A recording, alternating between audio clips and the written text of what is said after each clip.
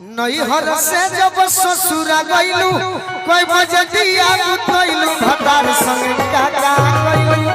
दुख क्या होता है कि जब मैं कोई गाना शुरुआत करता हूँ तो आप लोग बुरा मान जाते हो, पूछते नहीं हो कि इसका मतलब क्या है, इस गाने का अर्थ क्या है। तो इसलिए आप लोग भड़कते भी हो कि नहीं गोलू राजा ये है वो है। आप लोग का तो पता नहीं, लोगों का मुझे नहीं पता, मैं अपना पर्सनली बता रही हूँ।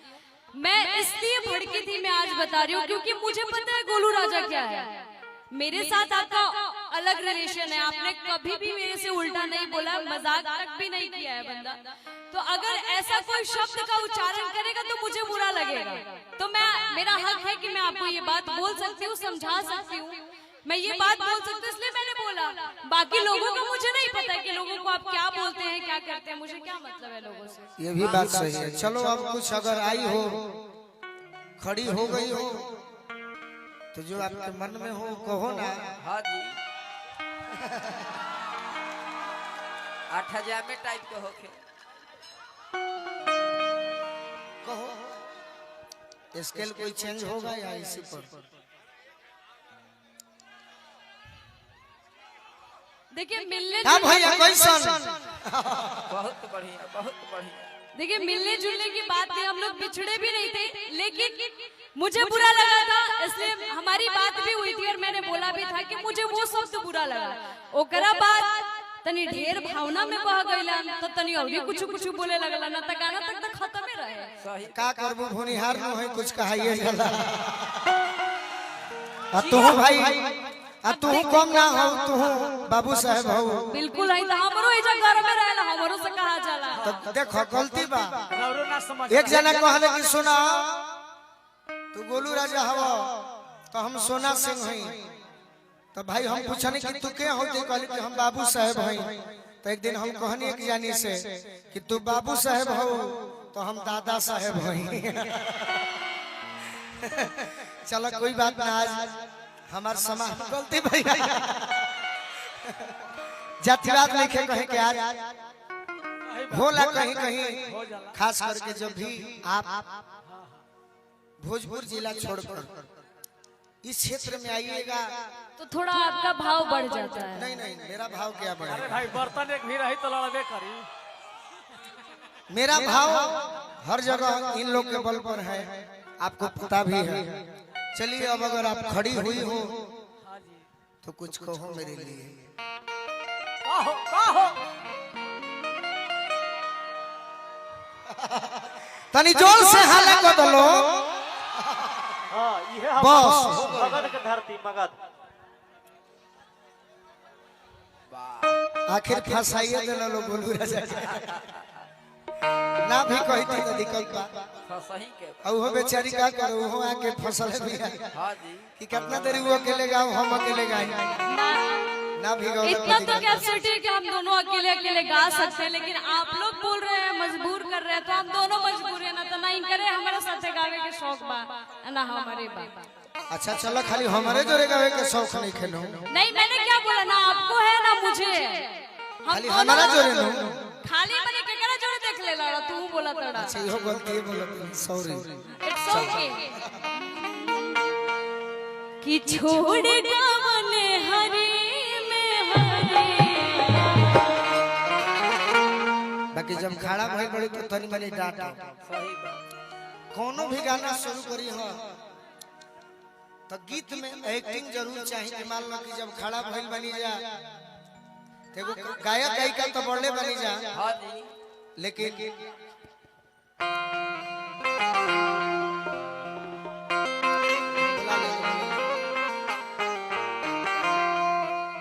अगली बार से इनको अध्यक्ष पद से हटाया जाए। साफ मुख्यमंत्री बनाए भाई। इनका कब वॉलंटियर बना दिया। हाँ जी चलो सुना को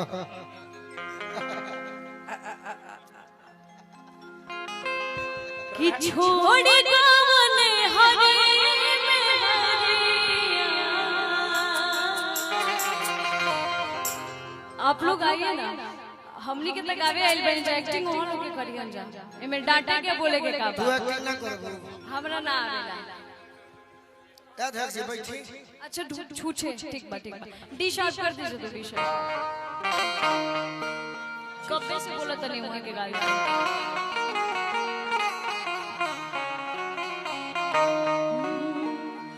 कि छूछे जने घूंघटा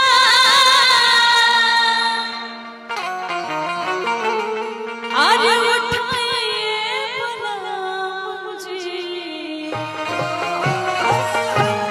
पहिले देह कुछ चिन्हाए बलराम जी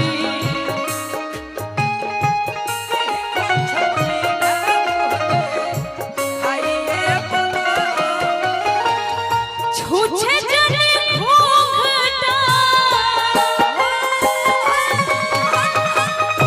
छूछे जने घूंघटा उठाइए बलराम जी पहिले देह कुछ चिन्हाए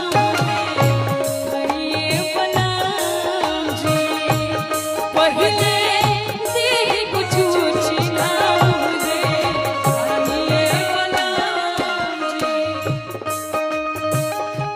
हो जाला जिंदगी बेकार हो दिलवा टूटल पचरानी अरे हो जाला जिंदगी बेकार हो दिलवा टूटल पचरानी दिलवा टूटल पचरानी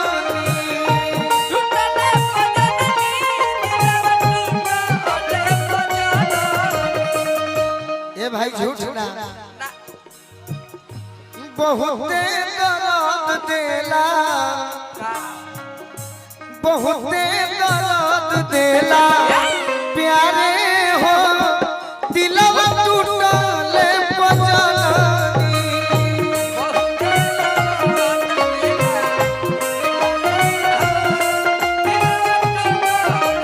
ए ती कुछ चिन्हा दे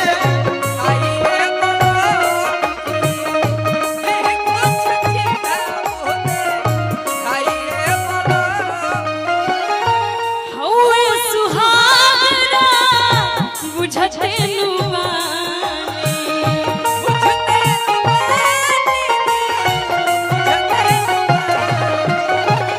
अंगूठी चाहे सिकड़ी कुछ दे दी निशानी देवघर हौवे सुहागरा बुझते नुवानी अंगूठी चाहे सिकड़ी कुछ दे दी निशानी छुए जने छू चाहे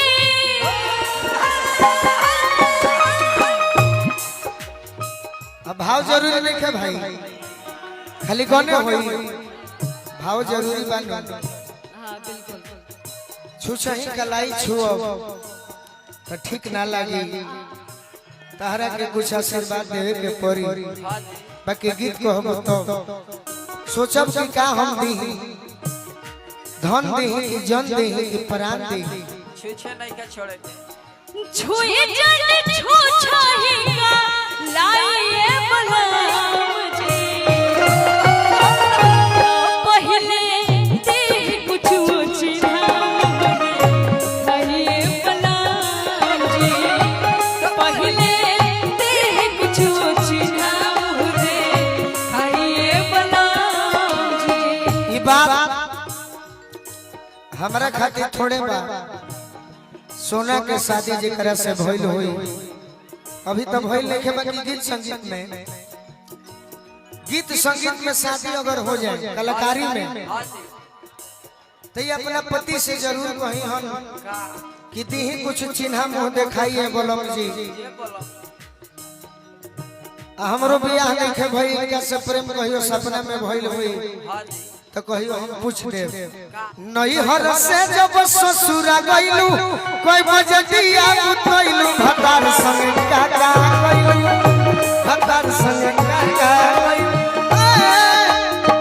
नहीं हर से जब ससुरा गइलू कोई बजदिया उतइलू भतार संग अब खिसिया मत जइहा दी कुछ चिन्ह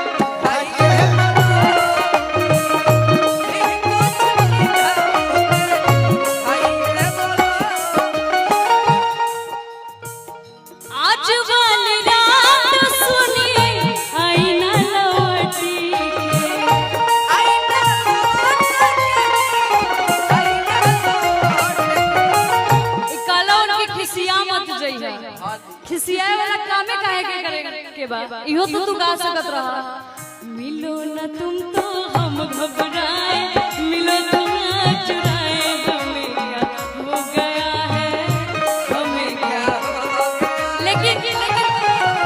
लेकिन रौरा तरी मसाला चाहबे करी ये हमरा पता बा अच्छा मिलो ना तुम तो हम घबराए मिलो तो आज हो जाए हमें क्या हो गया हमने गाया कि नैहर से जब ससुरा गइलू तो एकरो से निमन गा सकत है धली तोर भाई का दीही मुआई मिले खरिहानी में आओ मिले खरिहानी में आओ खरिहानी में बहुत गीत बा अब प्रेम मत तुम्हारा लोग भाई सोना के आज ये गांव में आशीर्वाद दो हमारे के बड़ी आशीर्वाद दिले बानी सब है और सोना बहुत अच्छा कलाकार भाई और कितना सुंदर गीत गौले बड़ी ताली बजा के सब लोग आशीर्वाद दें आवाज के इनका दी कुछ चिन्ह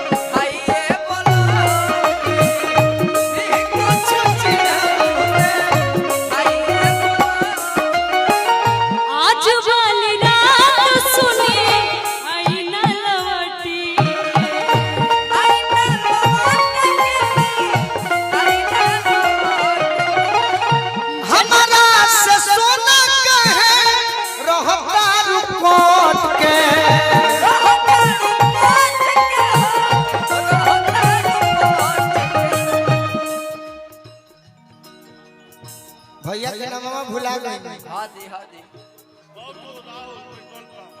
राहुल भैया पेट्रोल पंप के मालिक बनी छिट दे यार पौथू से कोई लवा हम अपना बेटा के जन्मदिन में आपको बुलाएंगे क्या हैप्पी बर्थडे आप आइए मेरा बेटा के जन्मदिन में उतना हमको क्या समाज के आदमी हैं समाज का इज्जत हम राहुल देते हैं पैसा का वैल्यू हम नहीं देते हैं क्या पैसा तो हम बहुत उड़ाए खाएंगे बाकी एक बात लड़ने का भी सुधीर बाबू भी जानते हैं कि राहुल भी एगो क्या चीज है हम पैसा का वैल्यू नहीं देते हैं नहीं इज्जत और प्रतिष्ठा हम और आप बोलो भाई मेरे समाज का है हम आपको अपना बेटा के जन्मदिन में बुलाएंगे क्या आएंगे आएंगे जरूर आएंगे जरूर गाड़ी हम आज वाली रात फिर आई ना